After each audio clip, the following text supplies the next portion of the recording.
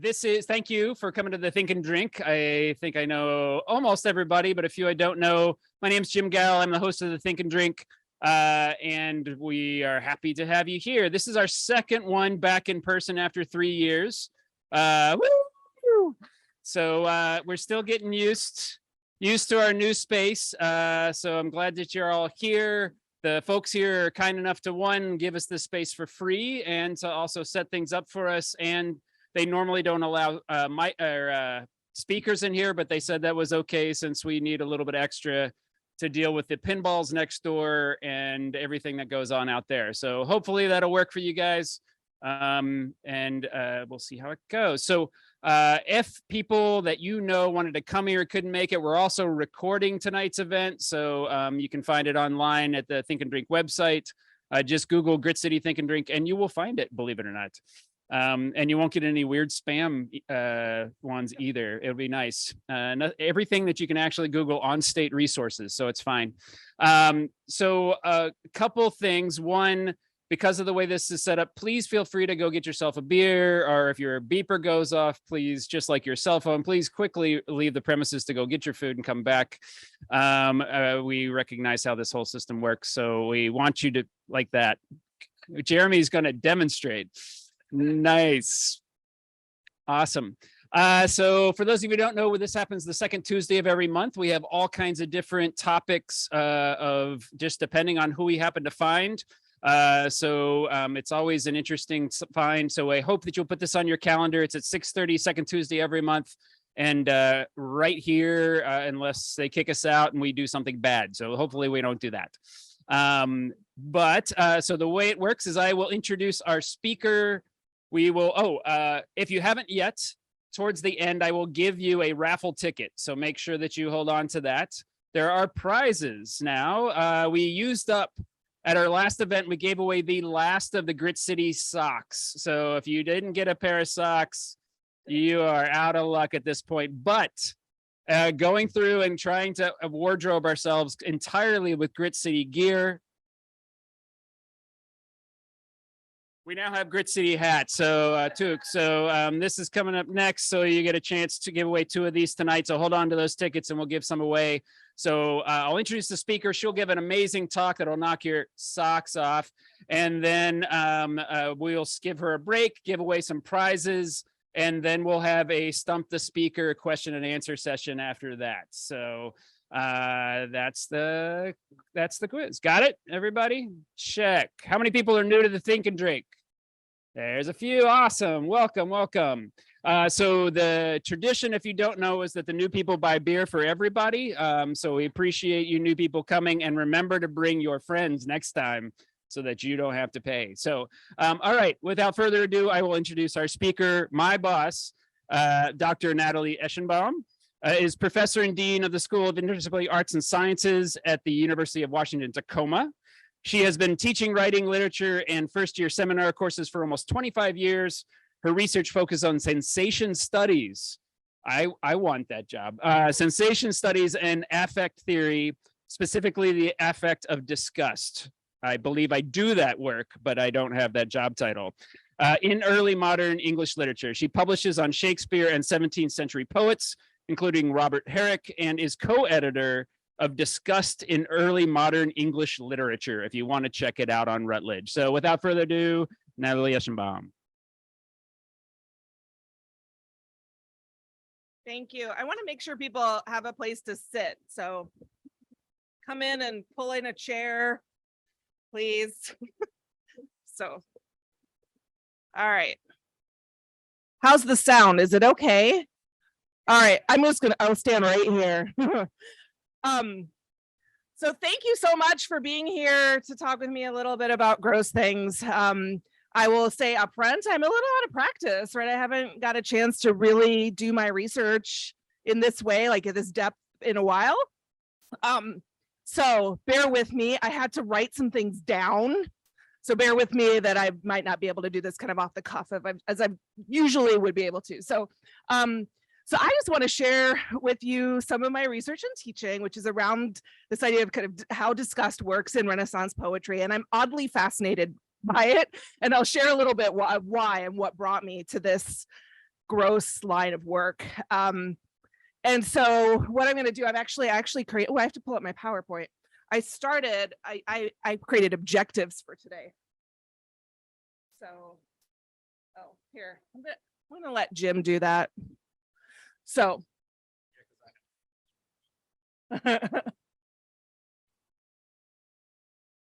All right, so yeah, so as any good teacher would, right? So I have a list of objectives for today. So once this is pulled up, I don't know why it's, well, while he's pulling that up, I'll kind of start going through those. Actually, I won't because I didn't write them down. They're on the PowerPoint. We're getting there. All right, let me go back. Yeah, all right, so we can go straight to here. Sorry about that's interesting. Anyway, here are our goals for today. So to talk a little bit about this, this was actually in a New York Times article. Now, granted, it's a little dated now, although this is still true. And the case is that of all of the emotions that people have discovered, that they do research on, disgust became the hot new emotion to study about 10, 15 years ago. There'd been a lot done on fear and like all the other emotions, but not so much on disgust. And I think it's interesting to think about why it might have something to do with the fact that it's repulsive. So I want to talk a little bit more about what disgusts and why. So why we get disgusted by certain things. Really recognizing that disgust is something learned and cultural. So it's something that's completely sort of a human invention in a way, which I think is interesting. And then really reflect on this intersection, which is where my research really took me in this work, is the intersection of disgust and desire, revulsion and attraction, the vile and the beautiful.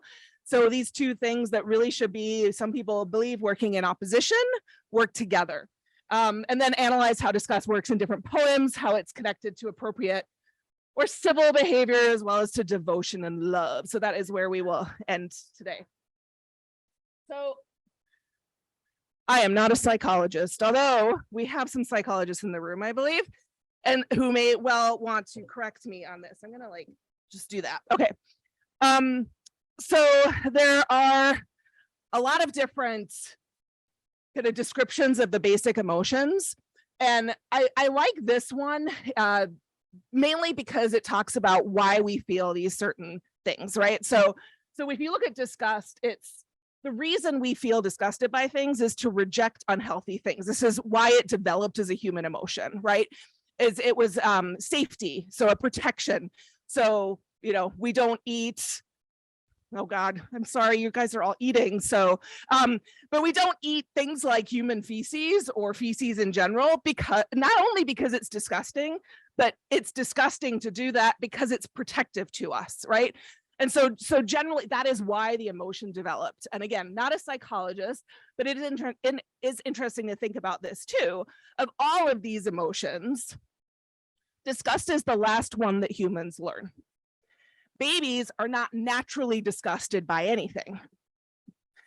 They have to learn this emotion. And so it's a good sort of reminder of how culturally constructed disgust is. And it's why different cultures, different people are disgusted by different things, because it is all learned. So even though it is this thing that we learn as a protective notion, it is culturally specific. And that's really important to sort of think about as we work through this. So this is a picture of Riley.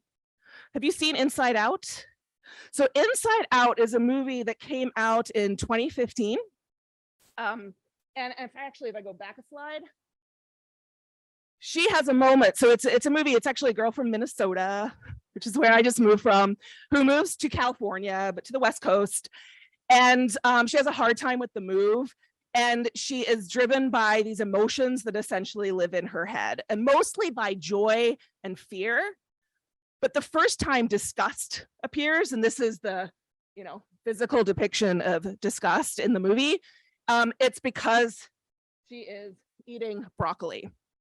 So it's interesting to think about this again in terms of disgust being something that it's developed for us to reject the things that are unhealthy. But obviously it doesn't always work that way, right? Broccoli is not generally considered as to be an unhealthy food. So disgust obviously works in other ways too. And that's one of the things that I got interested in studying. I also, when this movie came out, I was so excited that there was a movie that focused on this little niche of research that I was doing, to the point where I could actually buy like a plush doll depiction of disgust. Right. And I bought like a little action figure, and disgust stands on my bookshelf in my office. So, all right. So let's keep moving. So disgust is, like I said, this hot new emotion to study, and that's been the case for some time. In 2015, the New Yorker actually released a really interesting podcast that, of course, everyone I knew sent to me as soon as it came out, because it was titled "The Pleasures of Disgust." And it opens really interestingly with the podcasters describing the things that disgust them the most. So start thinking about that, what it is that disgusts you the most, and we'll get there in a second. And so it's interesting that this continues. And so I just pulled this article up because this just came out last February, that we are actually, and this is a good time to be talking about this again, we're actually more disgusted now than we were 3 years ago. And what the research is showing, and this makes sense, again, if the point of disgust is to protect you against things that are unhealthy, the COVID pandemic has basically made us more easily disgusted. So this means that it's going to be more fun today when we get into the gross poems, right? So if you have been feeling more sensitive to gory movies or your partner's odd food choices, it's COVID's fault. There was a study that was published in Personality and Individual Differences. This is from a health.com article about that study. But it shows that our disgust sensitivity, the level at which you experience gross things, has increased. So again, this is sort of prepare you that we're going to get into some gross stuff shortly, and you may be more gross now than you were 3 years ago. All right. So in this podcast, The Pleasures of Disgust, the podcasters give 3 examples of the things that disgust them the most. Do you know what these things are? Anyone? What's the one on the left? Pretzel slime mold, right? So one of the podcasters said, pretzel slime mold is the thing that disgusts me the absolute most. What's in the middle? It is boba, right? And what's really interesting about this is, like, I love boba. Like, who doesn't love boba? But it's, again, our own disgust register is very, you don't like boba, it's gross. Yeah. And that's a texture thing, right? Like, it's that kind of squishy, eyeball-y texture, right, of boba. Yeah. But that was one of the other podcasters, what they said, that's what disgusts them the most. And then we have silverfish on the right. You don't like silverfish? They are adorable, Jeremy says. Right. So this, like, it was interesting. I was listening to this podcast thinking, well, what is the thing that disgusts me the most? So think about that for yourself, and I'll get to my thing soon. So in this podcast, what follows is this excited, playful discussion that touches on some of the recent research, I guess it's like, 10 years ago now, that was done on disgust by social psychologists and philosophers. The podcast is one of many of these popular news engine pieces that responded to this kind of surge of scholarly interest in disgust in 2015, around there. And it actually started with the pioneering work of the psychologist named Paul Rosen. He was the one who really sort of got us into this idea of kind of just studying disgust. And I see the psychologist nodding. And he began researching the cultural evolution of this emotion in the 1980s. So that's really when this started. So in New York Times, like I said, disgust was considered the hot new emotion. It was said that it was having its moment in the light, but actually people are still interested in talking about it. So there have been studies focused in like the psychological effects of disgust, sometimes helping sufferers of obsessive compulsive disorder move past that, right? There's that sort of work. There's been social anthropological work done on disgust. Again, this idea of disgust being a learned emotion, culturally specific. Political work has been done on disgust.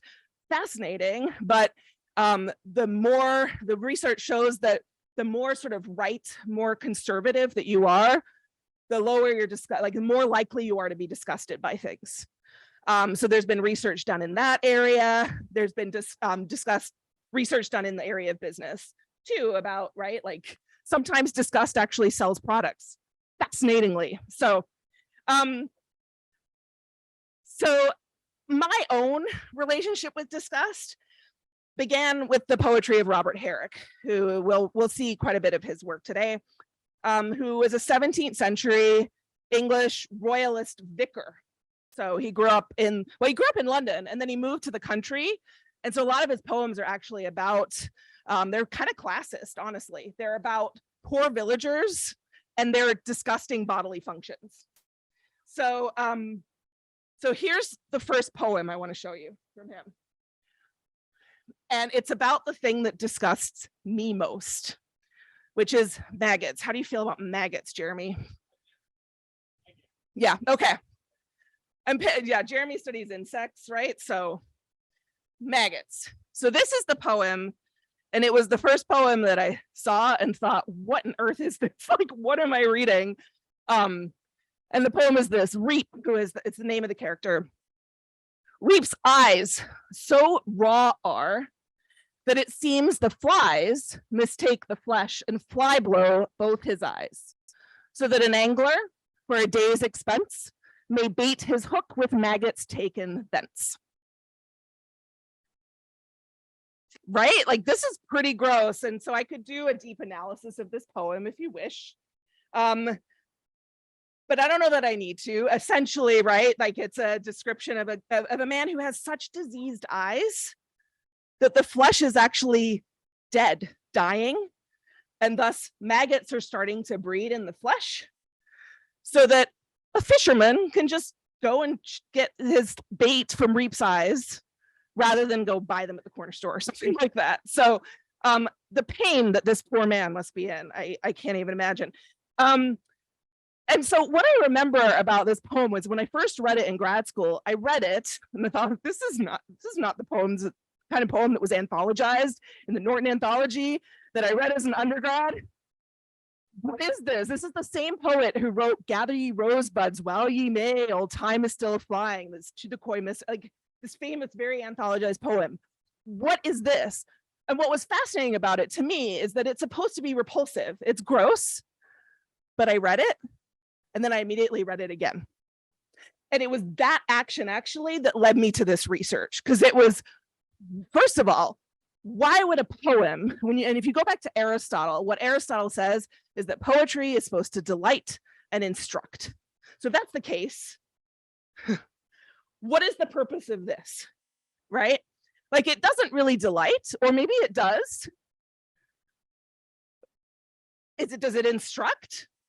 Probably. Doesn't do both, but maybe it does. So this was what started going on in my head, and this is what turned me on to this research. And I maybe regret it every day since.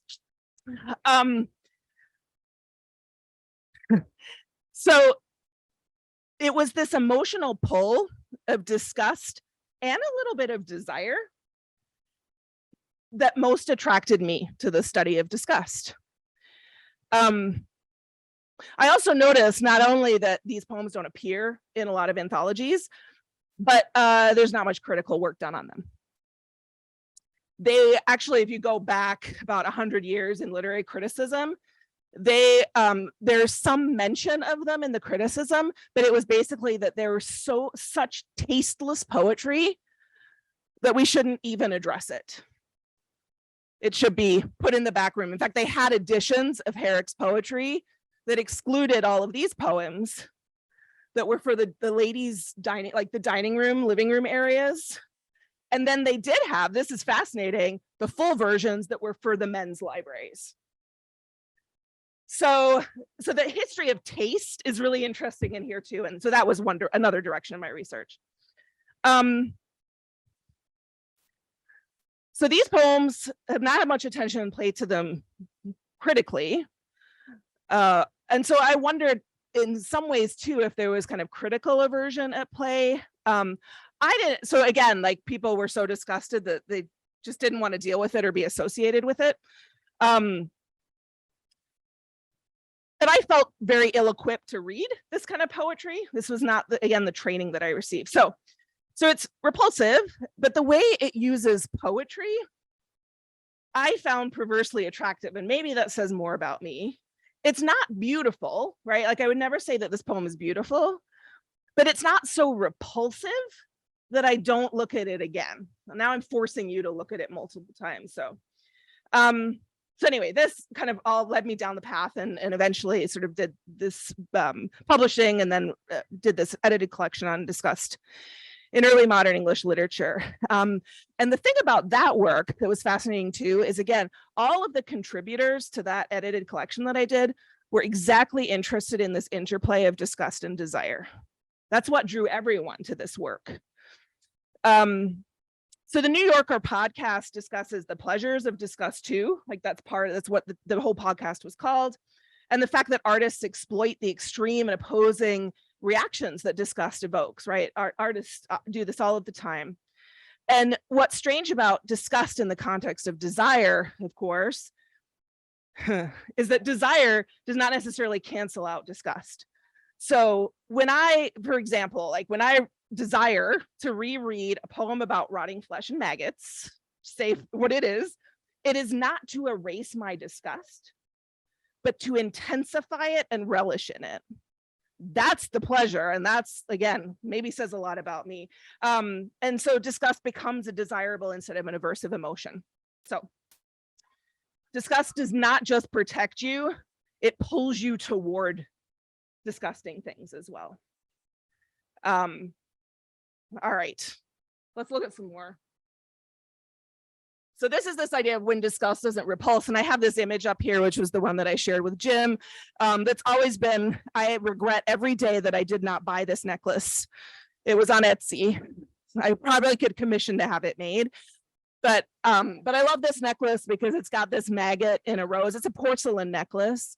I'm not sure that I would actually wear it. I just kind of want to own it. But again, it's this idea of the beauty and the disgust. And this one brings death into it too, which is really interesting.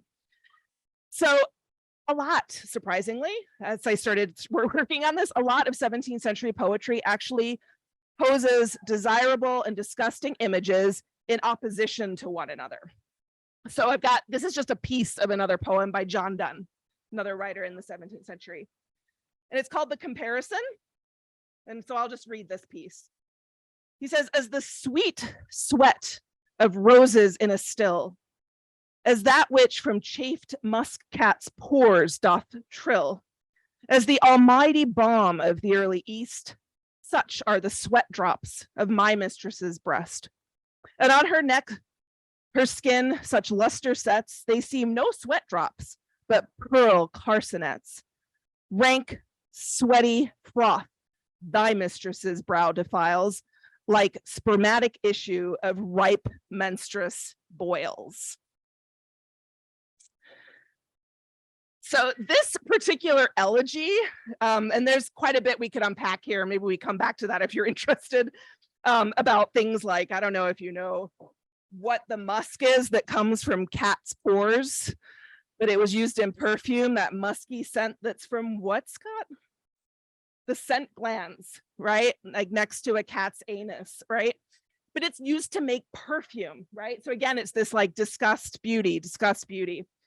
So this particular elegy has been the subject of great debate because the disgust is also read as just pure misogyny, right? In how it describes these two women. Elizabeth Bobo, who's one scholar who works on this, summarizes these readings by saying, traditionally, this work has been understood as one which contrasts a good mistress of the speaker with the bad mistress of the addressee, but more recent interpretations have disagreed, claiming that the poem actually describes a single woman and not two, which is interesting. But Bobo argues that whether the poem is about a single woman or two, the good mistress is consistently described in negative terms. And the poem demonstrates degrees of yuckiness in women as opposed to oppositions of good and bad. So it's really just about like all women are gross, all women are disgusting. It's just your woman is more disgusting than mine. But it's still fascinating because there are these moments, right? Like her sweat drops look like pearls. So even though there's this vileness here, I still see some beauty here. So even though, yes, I completely agree there's misogyny, absolutely, it's the Renaissance. But there's something beautiful about it too. Something beautiful.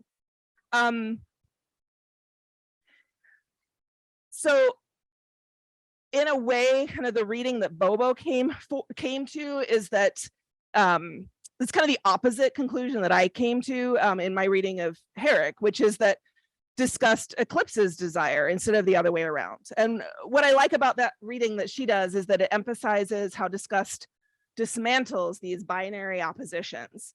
So disgust protests to be the opposite of desire, but it isn't. And things that disgust can also titillate, especially when they're crafted in poetic art. So Donne's poems deals in similes, right? You're like this or as this. And then, like I said, the first two lines, that's the rose that makes the perfume and all of this. And so again, I don't want to dismiss these charges of misogyny because disgust is often used in really violent and discriminatory ways. But Donne's elegy also demonstrates how useful it can be to bring disgust to the fore and to break down the binary that gives disgust power. So that is really interesting to me. All right, so how are we doing on time? I want to leave time for conversation. So let's end with sort of a taste, get more into how poetry complicates this disgust and desire binary. And we'll see if this works. Oh, good. My little gift work. Have any of you seen The Dreamers? 2003 Bertolucci film set in, yes, just you and me, Danica. Just you and me and you, Alex. All right.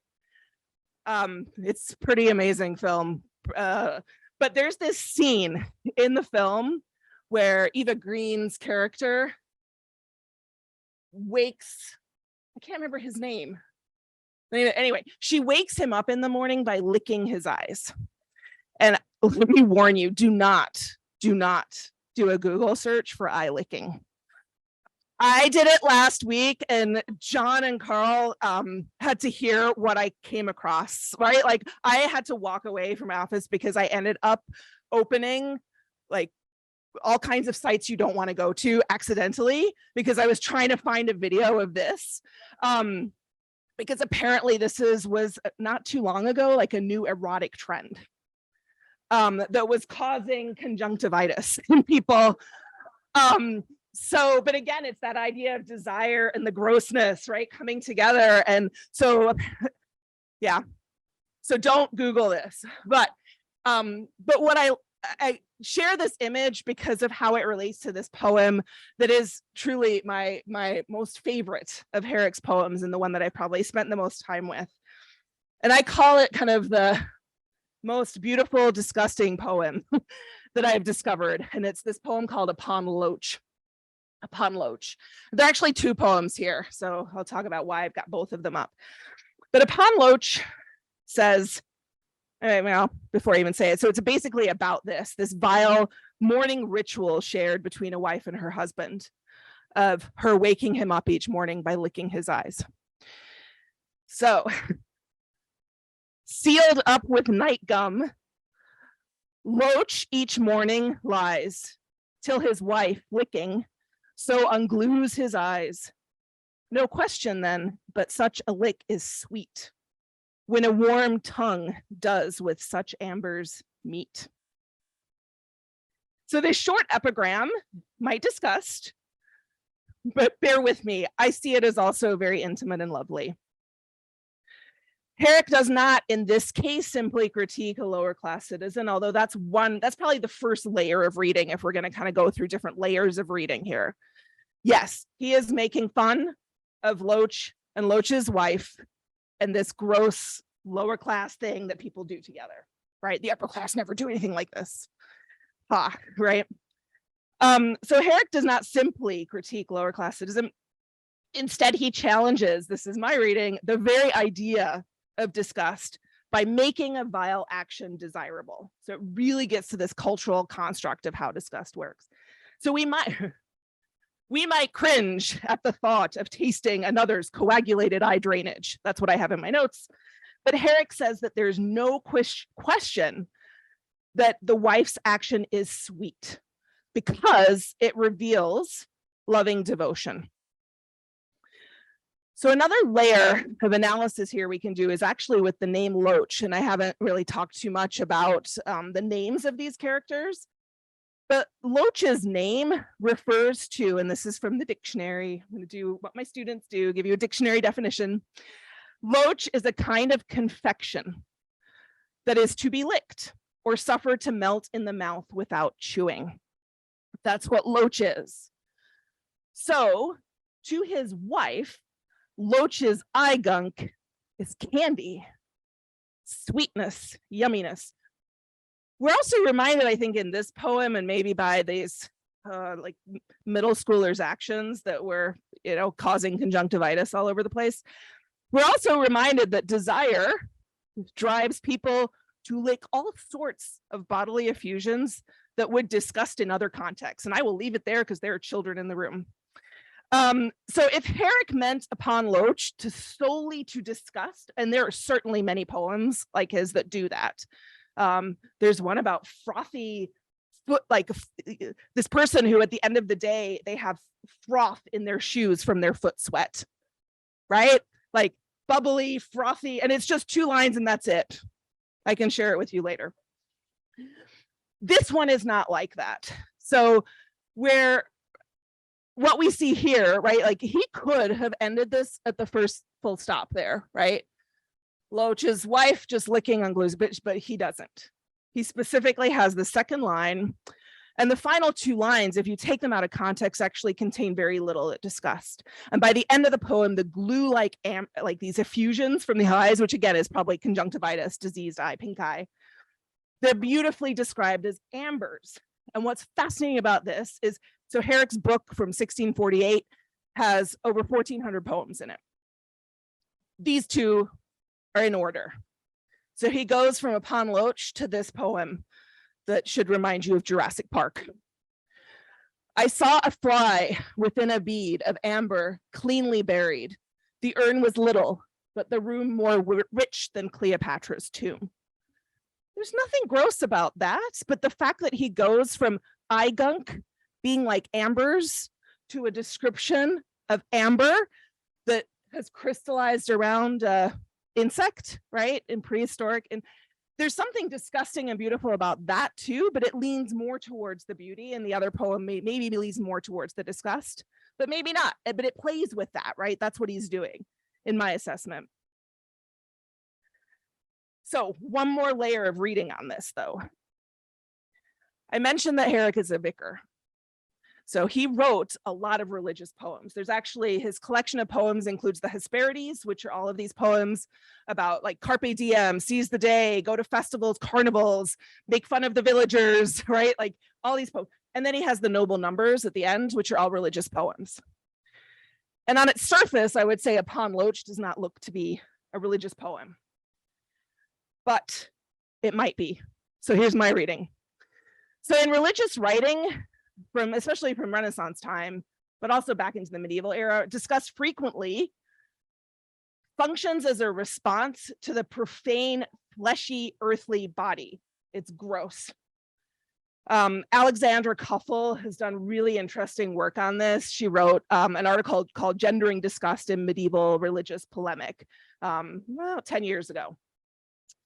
So she explains that in Jewish, pagan, and Christian writings, about the nature of God, that a primary concern was to separate divinity from the biological functions of the body. Specifically, the intake of food and the excretion of feces and urine, as well as all bodily fluids and their accompanying odors, served as tangible, despised reminders of this process that was so incompatible with a pure, unmoved, and uncorrupted deity or deities. Things like skin disease and leprosy were frequently considered to be punishments from God for transgressions of impiety. So I wondered when I read this about whether the Eucharist could play in here. The tradition of the Eucharist is a Christian celebration of the body and its effusions in a way. The bread and the wine, become the body of Christ. And whether you believe in your religious beliefs, and this was in the Renaissance, that they actually become the body and blood of Christ when they're consecrated, that both versions sort of end up celebrating the body as being very human as opposed to divine, and our need for food and drink.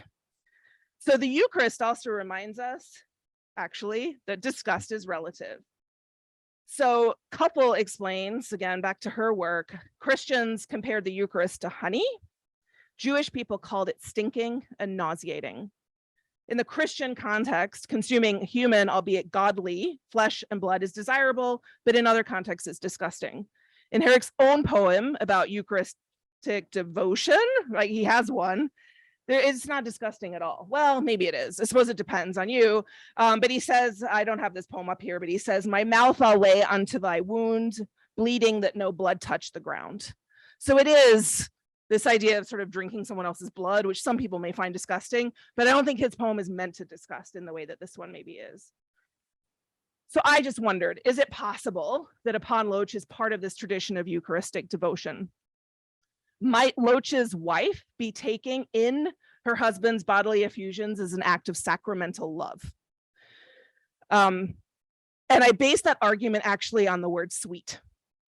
So this is why when my students say they can't write a paper on a really short poem, I'm like, oh, I got you. I got a whole page on the word sweet. So Herrick uses the word sweet to describe Loach's wife's lick, and it offers this compelling connection to Eucharistic devotion. So Carolyn Walker Bynum, who wrote Holy Feast, Holy Fast, this most amazing, sorry, I've strayed from the microphone, this most amazing book. She explains that the food body that God gives in the Eucharist is received by Christians as both erotic and nourishing sweetness.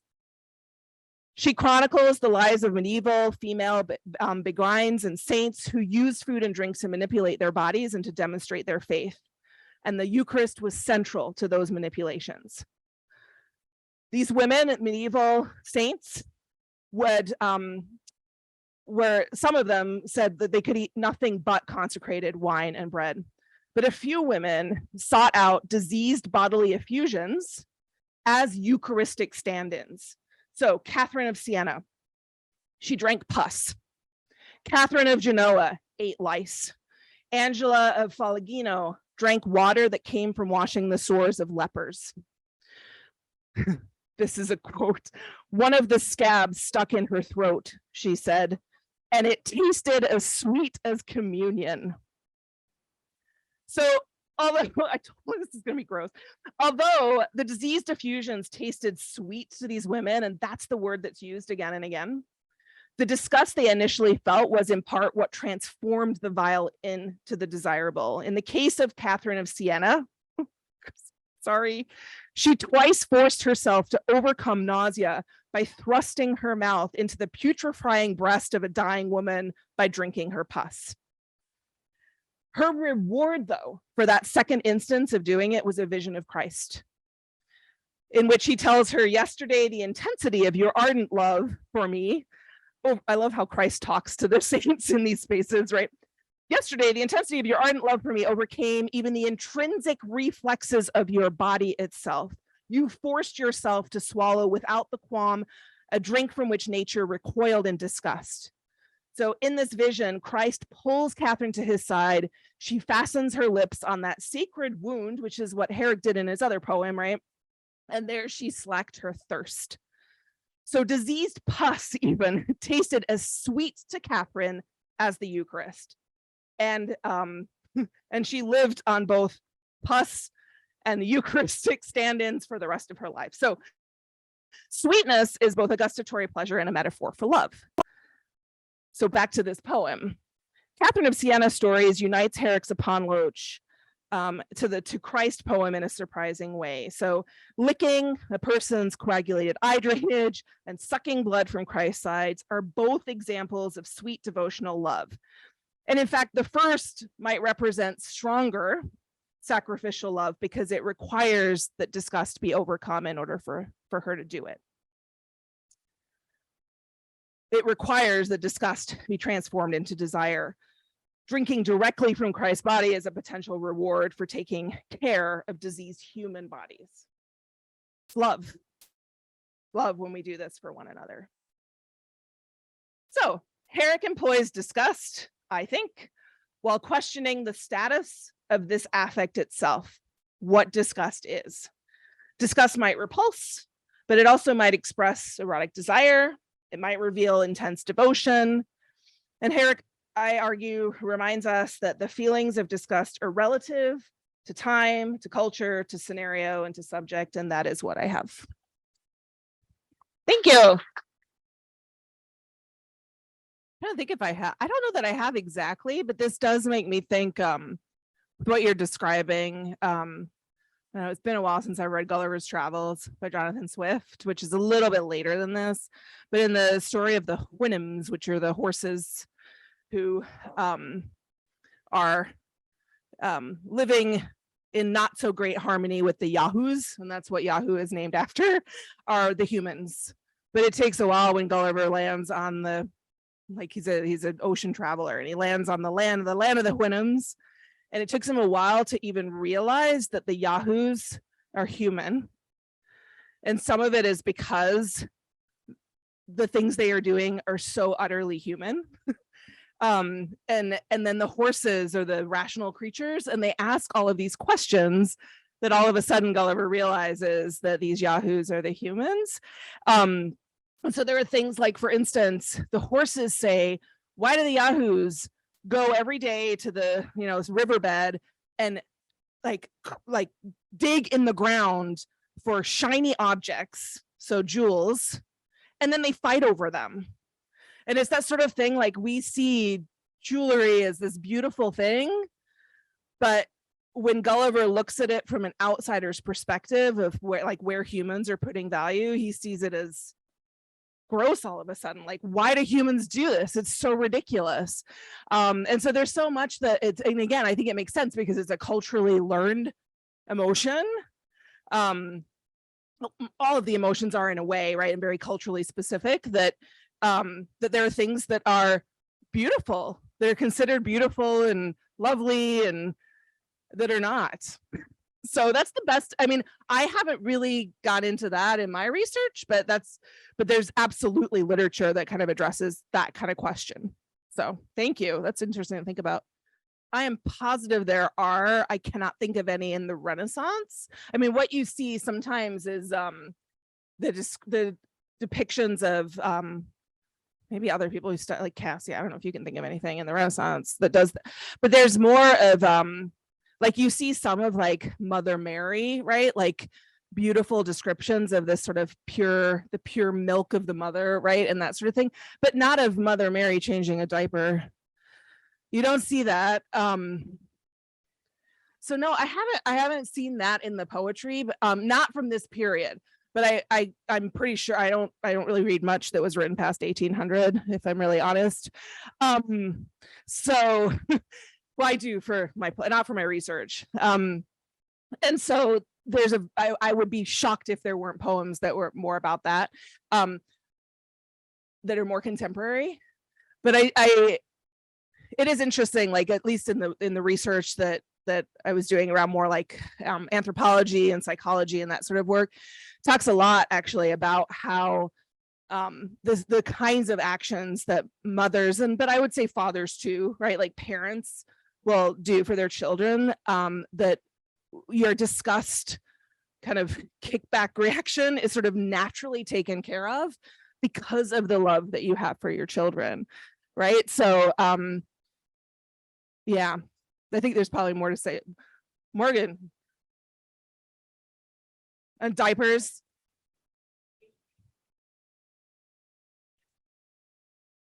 Well, for sure they are. Right. I don't know who was next, so thumb wrestle. Cassie.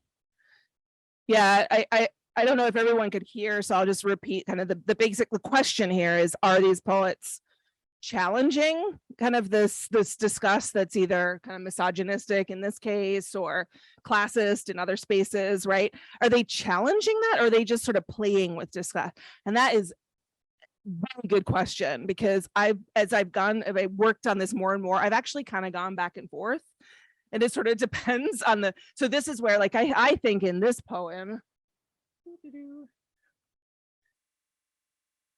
I don't see this as challenging. Like, I see this and is as just, let's make fun of poor people, right? But then the Loach one, whoops, I'm going the wrong way. I see as challenging. So it's sort of similar, like, I know in Shakespeare's work, they talk a lot too about like, is he a misogynist? Like, is Shakespeare a misogynist, or is he actually challenging some of the roles that girls and women are in his plays? And it's probably both, right? Like, it's always the answer to these questions. So that's my sense, is I think he's playing, but I think that there are these moments where the play becomes a little bit more serious, of like, well, wait a sec. Disgust does seem to work in funky ways. Yeah, I can't, I try to get into his head. I don't know that I want to be in his head, but yeah. Andrea, yep. I'm not a medievalist, and most of this stuff happened, right? So it's more kind of going to the medieval period to try to understand what Herrick was doing in that poem. So I don't know, but I will say all of the stuff that I've read about medieval mystics in my career has just focused on women and the gross things that women do. So I don't know if anyone knows more about that. I really don't want to go down this research path again, because it's really sickening, and but I might have to, because that's really interesting to think about, right? Especially because, again, so much of my work on this is a few years old now. I'm in a different space, totally in a different space, not only in my personal life, like having like younger children, but also in a different space in terms of sort of really putting more pressure on some of the, like, especially the gender dynamics that are happening in these poems that I didn't really purposefully look at before, except maybe in that Donne poem, right? And I feel like, and I'll just admit something, that I feel like I spent a lot of my career trying to kind of excuse these white men from the Renaissance period and their gross poem, but not just gross poems, but like gross in cultural ways too, to kind of justify why I was studying this, right? Like, I had to sort of like excuse, and then excuse it away. But then I had some students in one of the last Shakespeare classes that I've been able to teach, who we were looking at The Taming of the Shrew, and they really challenged me, and it was fantastic, right? They were like, because it was a class for education students, and they were like, why are we still reading this? Why? And it made me like really think about that in a way that my graduate training did not train me for, right? So I think I need to go back and look at disgust in a new way, but thank you for making me go back into the space. Liam? Yep. So I will say about kind of fetish stuff, that was one line of inquiry that I didn't really stick around with too long with Herrick, because he has a lot of what you would traditionally think of as sort of fetish poems, where like he spends a lot of time talking about a woman's shoes or her feet or very specific body parts, right? That do seem kind of fetishistic in a way. And so there's some of that like thinking that I did when I went through this in terms of how it relates to contemporary. Like I said, most of the work that I'm familiar with, and I've kind of been seeing what's coming out recently, and I don't see anything that's like too different kind of from where we've been, but especially is it in the political realm, like I mentioned at the beginning, of actions that are considered to be sort of fetishistic or disgusting, from a political perspective. Like it's often people who are like more open to kind of fetishistic and potentially perverse, however you define that, right, actions are generally more liberal, which makes sense. And so that's the sort of work that I've seen in that area. And again, that becomes a problem, I would say, and like the research that's been done even coming out of the pandemic, is if the culture's discussed, like ease of being disgusted has gone up, what does that mean for our openness to other people, right? And people in different cultures and things that are different from us. I haven't read much on that, but I could see that being something to be concerned about, right? Yeah, it's interesting because the place I read Herrick's poem, and it actually, I should have said this, the poem about maggots was not actually an assigned poem. It was in a packet of poems, and it was next to one of the poems that was assigned. And the class was called Pleasure, Desire, Devotion. And so it was really focused on pleasures and how like eroticism is in this poetry, and then how that intersects with devotion, which is probably why I ended up going there in some of my research. But it wasn't about kind of how disgust intersects with that. That was the direction I took. So yeah, it's not a great answer, but it's interesting to think about. Yep. It all depends on the context. Yep. Disgust and desire. Yep. Yeah.